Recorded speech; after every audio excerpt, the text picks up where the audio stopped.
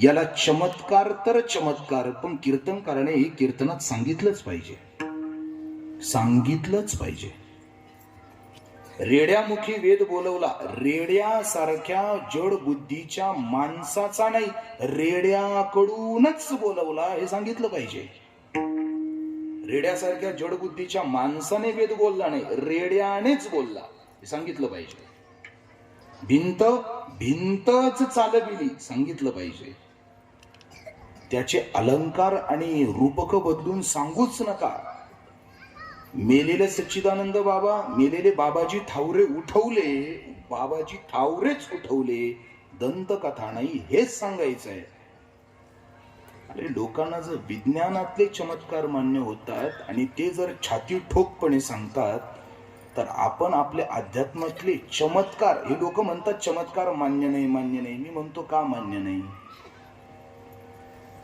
यद्वत कृतीनाम निर्देशंती ज्ञानः तमत्तवत नामानि उपज्यन्ते.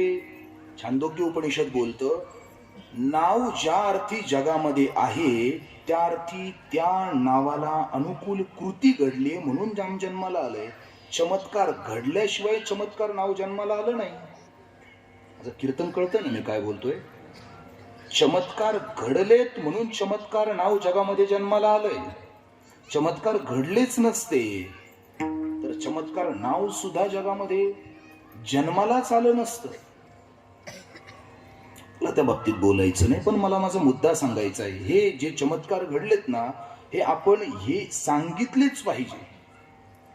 द्वारकादास महाराजच पशु सिंह वाघ झाले आणि तेच पुन्हा आपल्या मूळ स्वरूपात आले हे सांगितलंच पाहिजे. आणि हे विश्वासाने सांगितलं पाहिजे, साशंकित होऊन नाही सांगावं, सांगितलं पाहिजे. ज्यावेळी हा बोध मनाला लागला, मनामध्ये उपरती सुरू झाली, कै हे बिरडे पिटेल,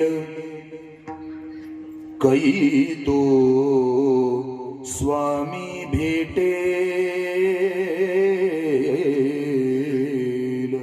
ही मनामध्ये उत्कंठा सुरू झाली. आणि द्वारकादास महाराजांचा हा दिव्य अलौकिक चमत्कार पाहून राजाराम महाराजांनी आपल्या परंपरेच्याच गुरुजींना आपलं गुरु म्हणून स्वीकार केलं.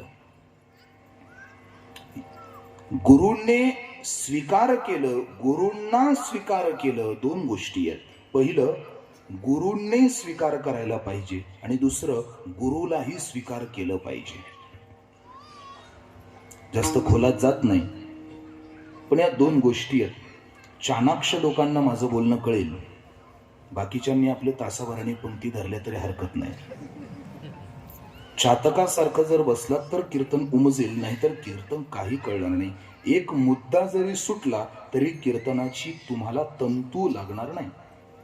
म्हणून अतिशय शांत चित्तानं माझं बोलणं लक्षात घ्या. आदरणीय श्री महाराज माझ्यासमोर बसलेले आहेत. ज्यावेळी गुरुचा स्वीकार केला आणि गुरु भक्ती मनामध्ये ज्यावेळी जागी झाली, त्यावेळी सद्गुरूंनी प्रसन्न होऊन आशीर्वाद दिला की तुला वयाच्या कितव्या वर्षी, कितव्या, त्याच त्यावेळी वय होतं राजाराम महाराजांचं 5, इथून पुढे 5 म्हणजे वयाच्या 10व्या वर्षी तुला देव दर्शन देईल. वाक्य कुणाचं आहे? सद्गुरूंचं आहे. आणि महात्म्याची वाक्य जगामध्ये बाष्कळ म्हणून निघत नाही. ते आपलं बोलणं नाही आहे. आपण काहीही बोलतो. आपण तर इतकं बोलतो की आपल्या तोंडाला जर खापर लावलं असतं तर फुटून गेलं असतं. अशी आपली बाष्कळ बोलणी आहेत. महात्मे कधीही काहीही बोलत नाहीत. त्यांनी शब्द दिला होता की तुझ्या वयाच्या 10व्या वर्षी तुला देवदर्शन देईल. गुरुने दिलेल्या प्रसादाचं चिंतन सुरू आहे. आयुष्य पुढे पुढे चालतंय. आणि जसं गत जन्मामध्ये घडलं, पहा बरं का, नामदेव महाराजच तुकाराम महाराज झाले. तुका अवतार नामयाचा, आणि हेच तुकोबाराय पुढे आधी होतो, इथे लिहिलेलं आहे, तेव्हा होतो तुकाराम, आता झालो राजाराम. राजाराम महाराजांनी नामदेव महाराजांचं थोडंसं चरित्र घेतलंय आणि पुढचं चरित्र बाकी तुकोबरायांचं घेतलंय. आता इथून आतापर्यंत जे चरित्र ऐकलं हे नामदेव महाराजांच्या चरित्रासारखं होतं, तेच घेतलं. आपल्या अवताराची कृतिशील पुनरावृत्ती त्यांनी दाखवली आणि आता त्यांनी मी तुकाराम महाराज कसा याची अनुभूती द्यायला पुढचं चरित्र घेतलं. या आतापर्यंत सांगितलेल्या 10 मिनिटाच्या चरित्रामध्ये त्यांनी स्वतः नामदेव महाराज मी आहे हे दाखवून दिलं. तैसे संत जगी क्रिया करोणी दाविती अंगी याचा हा प्रत्यय आहे. मीच नामदेव महाराज आहे पूर्वीचा हे त्यांनी दाखवून दिलं आणि आता मीच तुकाराम महाराज कसा आहे हे सुद्धा दाखवून देतात. नुसतं बोलत नाही, प्रमाणात दाखवून देतात. तुकोबारायांच्या जीवनामध्ये सुद्धा विवाहानंतर काही काळाने आई वडील निवर्तले होते आणि राजाराम महाराजांच्या जीवनात सुद्धा तत्काळानंतर आई वडील शांत झाले. मी प्रमाण अगदी तंतोतंत वापरतोय. बाप मेला न कळता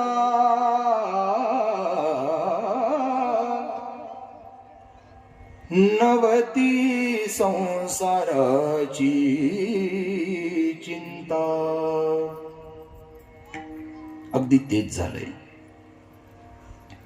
वडील गेले आणि वडील गेल्यानंतर महाराजांना आपल्या प्रपंचाची जबाबदारी स्वीकारावी लागली आणि प्रपंचाची जबाबदारी स्वीकारताना श्री महाराज त्यावेळी उत्तर प्रदेश प्रांतामध्ये गेले. त्या गावाचं नाव हौसंगाबाद, मध्य प्रदेशमध्ये ते गाव. आणि तिथे महाराज एका उच्च पदावर सेनेदार म्हणून गेले. महाराजांच्या हाताखाली 500 घोडदळांचं सैन्य. आणि त्यावेळी त्या काळाच्या, ते नाव मला थोडस, कृष्णपंत, त्यांच्याकडनं राजाराम महाराजांना पूर्वजन्माची आठवण करून देण्यात आली आणि जबाबदारीचं भान करून दिलं. तू हे उद्योग करायला इथं आलेला नाहीयेस बाळा. हे नोकरी करणं, प्रपंच करणं हे तुझं काम नाहीये. तू आला कशा करता आणि करतोय काय जरा लक्ष दे. त्यावेळी राजाराम महाराजांना आपल्या पूर्वजन्माची आठवण करून दिली आणि सांगितलंय मागच्या अवतारातलं अर्धवट राहिलेलं काम तुला पूर्ण करायचंय. तू तुकोबा होता, अगोदर तू नामदेव होता, त्या अवतारात काम अपूर्ण राहिलं. शतकोटी तुझे रचीन अभंग गायीन अभंग ही प्रतिज्ञा होती, त्या काळात पूर्ण झाली नाही म्हणून परत तू तुकाराम महाराज म्हणून जन्माला आला. पण त्याही काळात तुझी प्रतिज्ञा पूर्ण झाली. अजून तुझी प्रतिज्ञा होणं गरजेचं आहे, कारण महात्म्याचं जोपर्यंत कार्य होत नाही, त्याचे देह जरी बदलले तरी त्याचे तंतू तुटत नाही. शुचिनाम श्रीमताम गेहे योग भ्रष्टोपि जायते. आणि त्याच्या पूर्वजन्माची कथनता दाखवून सांगितलं की इथे तू याच्याकरता आलेलं नाही, देव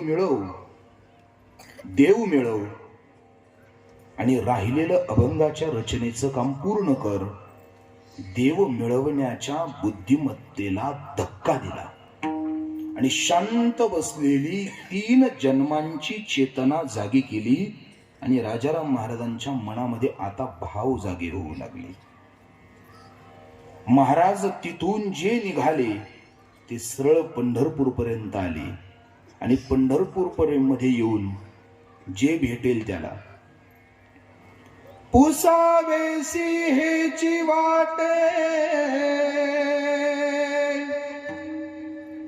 जे जे भेटे तयासी,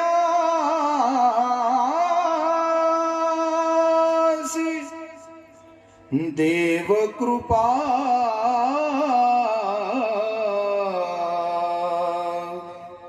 करील मज.